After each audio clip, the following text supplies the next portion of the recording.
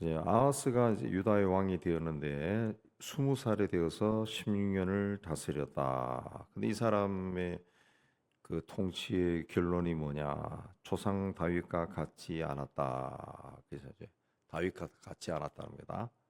예. 그리고 그걸 이유가 이제 하나님 여호와께서 보시기에 정직히 행하지 않았다. 이게 이제 성경에 이제 정직이란 말이 많이 나오는데 그걸 우리말로 번역을 정직이라고 한 건데 이 정직이라는 것은 거짓말을 하지 않고 뭐 이 거짓말을 많이 했다 그런 뜻이 아니고 우리는 정직이 거짓말이잖아요. 거짓말의 반대 아니에요. 이건 저희 성경에서 번역된 정직은 올바르지 않았다. 올바르지 않는 길로 갔다 그런 뜻입니다. 그러니까 아하스는 하나님 보시기에 올바른 길로 가지 않고 이스라엘 여러 왕의 길로 행하여 이방 사람의 가증한 일을 따랐다 그랬습니다. 그 스스로 이 사람은 그 하나님이 기뻐하는 길로 걷지 않고 이방인들처럼 살았다는 거죠. 그게 이제 우상 숭배인데 자기 아들을 불 가운데로 지나가게 했다. 자기 아들을 불 가운데로 자기 아들을 이제 제물로 바쳤다는 겁니다. 불에 태워 죽이는 그 제물로 바쳤다. 이거는 안본족을 비롯한 가나안 족속이 고대 시대에 행하던 겁니다. 지금도 고고학적 발굴을 하면은 뭐 남미나 뭐 아시아나 아프리카나 그런 데 가면은 이 사람 뼈가 이 제단에서 발견된다 그러죠. 사람을 불태워 죽이는 거예요. 아기를 죽이고 바치고 이런 걸 했다는 거죠.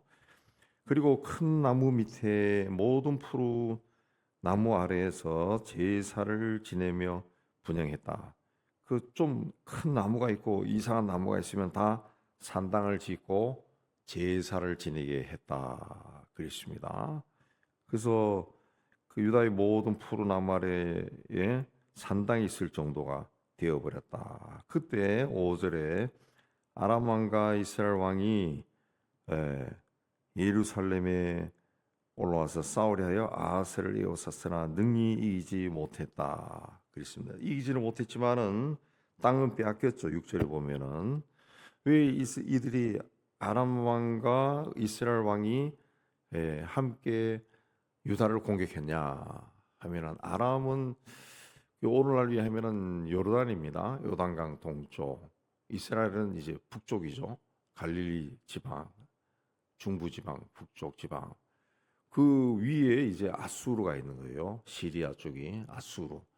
그러니까 우리로 이야기하면은 지금 뭐 쉽게 이야기하면은 북한하고 중국이 저 러시아 세력이 아주 강해져서 우리를 침략하려 하니까 너 한국도 같이 연합해 가지고 대항하자. 그렇게 한 겁니다. 근데 예, 싫다 그런 거예요. 싫다 그러니까 그 중국하고 북한이 합력해서 우리나라를 공격했다는 그 뜻입니다.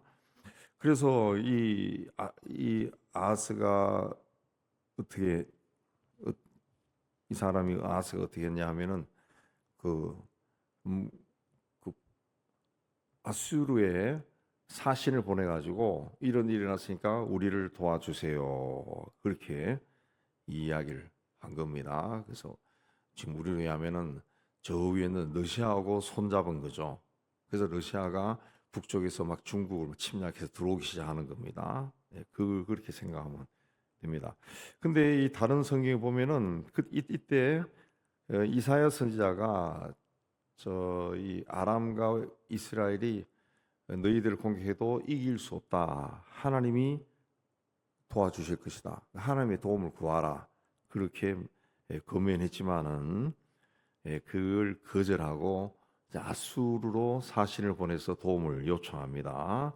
그 대가로 뭐 군대가 오늘날에도 군대가 그냥 가지 않죠. 북한이 러시아에 군대를 보내고 그래 할 때 대가를 받죠. 대가를 받습니다. 뭐 보도만 보더라도 첨단 무기 기술을 대가로 받은 게 아니냐, 돈을 받은 게 아니냐, 막 이런 말이 나올 정도인데 그래서 8절에 보면은 여호와의 성전과 왕궁 곳간에 있는 은금을 내어다가 아수르 왕에게 예물로 보냈다 그랬습니다. 예물을 바쳤습니다. 그래서 아수르가 이제 들어와 가지고 이제 아람 왕을 쳐서 죽였어요. 9절에 보면은 느신을 죽였다 그랬습니다. 예. 하면서 이걸 점령하고, 예.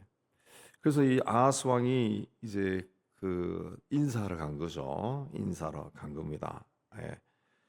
감사 인사를 하기 위해서 갔다가 10절에 그 이방 신전에는 엄청난 그 제단을 본 겁니다. 그래서 그걸 이제 그려 가지고 와서 11절을 보면은 어, 제사장 우리아에게 이렇게 그대로 만들라 그렇게 하니까 16절에 제사장이 왕이 명령한 모든 명령대로 행하였다 그랬습니다. 아마 당시 세계 최대 국가인 아수르 제국, 아수르가 이제 일반 세계사에서는 아시리아죠. 아시리아가 이제 오늘로 인하면 시리아, 이라크 이쪽을 제패하니까 대제국이죠. 후에 아시리아를 물리치고 바벨론이 들어서고 바벨론 다음에 페르시아가 등장하고 바사 제국이 등장하고 성경의 제국들이 내려오죠. 바사 다음에 헬라가 등장하고 헬라 다음에 로마인데 그래서 이제 아수르에 가니까 어마어마한 거죠. 그래서 그 아수르의 신처럼 우리도 만들자 그렇게 하고 그렇게 만들고 거기다 이제 제물을 바치며 제사를 드렸다는 거죠. 그러니까 완전히 하나님을 떠난 겁니다. 완전히 떠난 거예요. 그리고 17절에 보면은 자기 마음대로 성전 기물을 떼고 헐고 제거하고 갖다 붙이고 막 그렇게 한 거예요. 이거는 하나님에 대한 반역이죠. 성전 기물은 성전을 지을 때는 하나님이 위치까지 정해줬어요.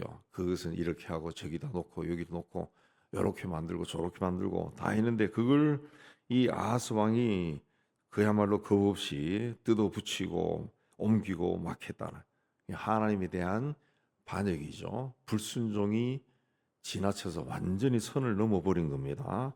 그냥 하나님을 우상과 섞어버린 거예요. 우상하고 혼합시켜버린 겁니다.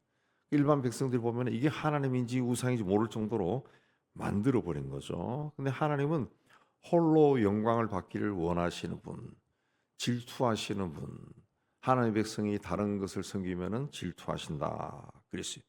결국 그것 때문에 아하스가 죽습니다. 아하스가 죽습니다. 근데 그가 죽었을 때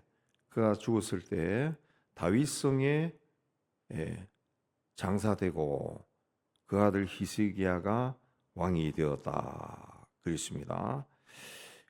근데 그 같은 죽음에 대한 기록을 기록한 역대하에 보면은 아하스는 다른 그 경건한 왕들처럼 유다의 왕들처럼 열왕의 묘실에 장사되지 못하고 왕들이 묻히는 곳에 들어가지 못하고 예루살렘 성에 장사되었다 그렇게 기록이 되어 있습니다.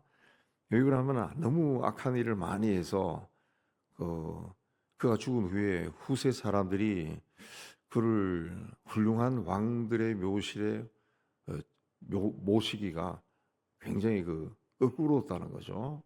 그래서 다른 데 모셨다 그랬습니다. 아하스가 행적은 성경에서도 굉장히 드문 행적입니다. 연합군들이 침략하면은 성경에 보면 다른 왕들은 다 하나님을 찾아가요. 하나님 앞에 죄를 뒤집어쓰고 눈물을 흘리고 기도하고 그래서 하나님의 도움을 받는데 이 사람은 끝까지 자기 생각대로 나갑니다. 그리고 성전조차도 자기 손으로 다 허물어 버려요.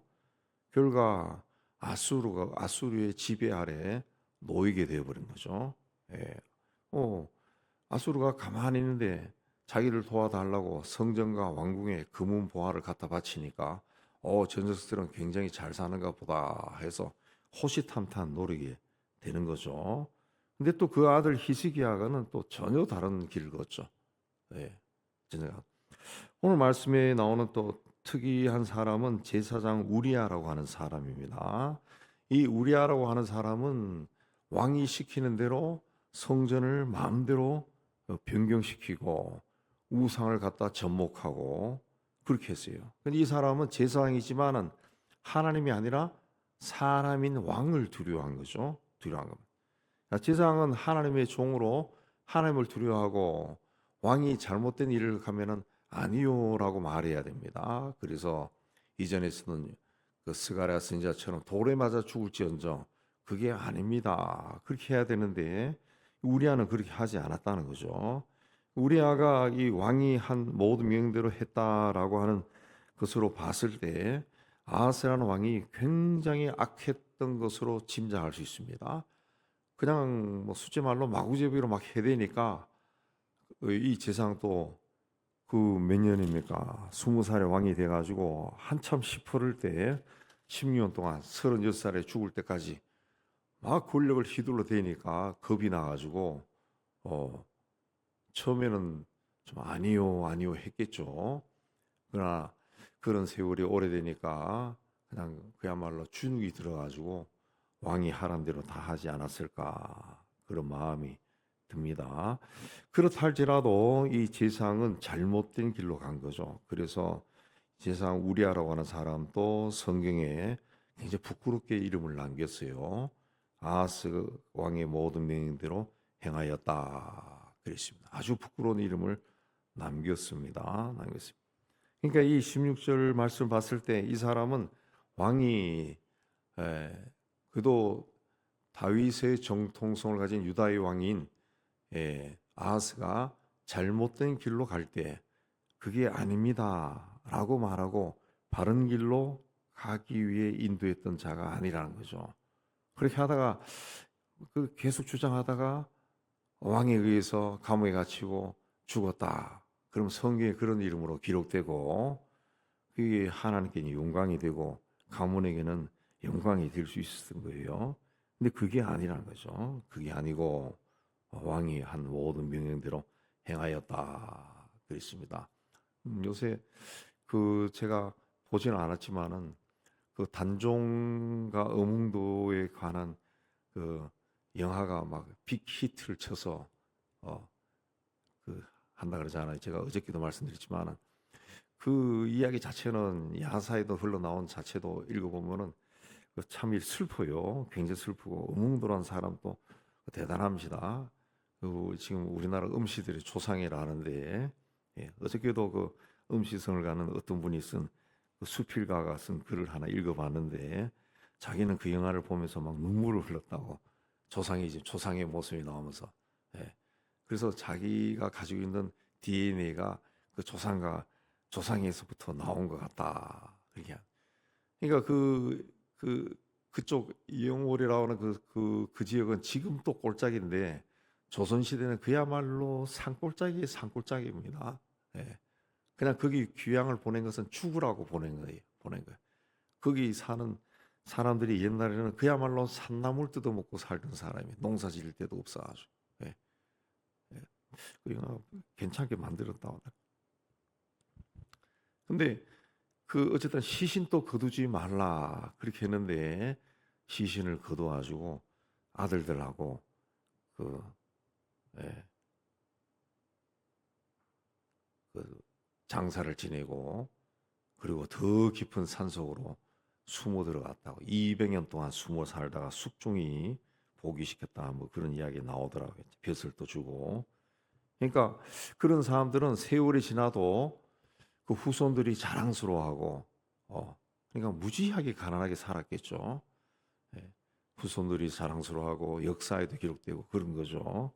그러니까 우리가 이 세대에 살면서 어떻게 사느냐라는 것도 굉장히 중요합니다. 하나님 보시기에 정직히 행하지 아니했다. 정직히 하지 않았다라는 것은 바른 길로 가잖아. 하나님 보시기에 바른 길로 걷지 않았다는 거죠. 그러니까 우리가 그리스도인으로 살아갈 때 항상 자기에게 이 질문해야 되는 것이 내가 지금 바른 길로 걷고 있느냐, 바른 길로 걷고 있느냐 그 질문을 해야 됩니다. 그냥 신앙생활은 그냥 주일 되면 교회 나가고 이렇게 하면은 그게 종교적인 습관이 되어버려요. 종교적인 행위가 됩니다. 그러니까 끊임없이 자기에게 질문해야 돼. 나는 지금 어떤 길로 가고 있느냐? 하나님 봤을 때 나는 어떤 모습일까? 그걸 항상 질문해야 거기서 이 생활의 삶이 바뀌는 변화가 일어나는 거죠. 삶의 변화가 일어나. 그 질문이 없으면은 변화가 없죠. 그냥 늘 습관대로 행하면, 습관대로 행하면. 예.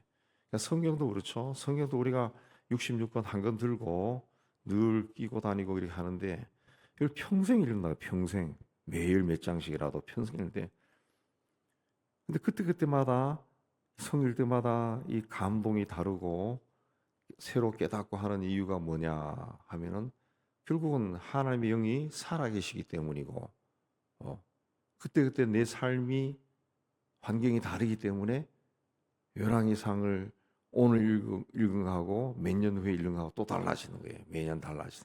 예. 그 성경 읽는 자체가 하나님이 우리에게 말씀을 하는 거죠. 매번 다르다고, 매번 다.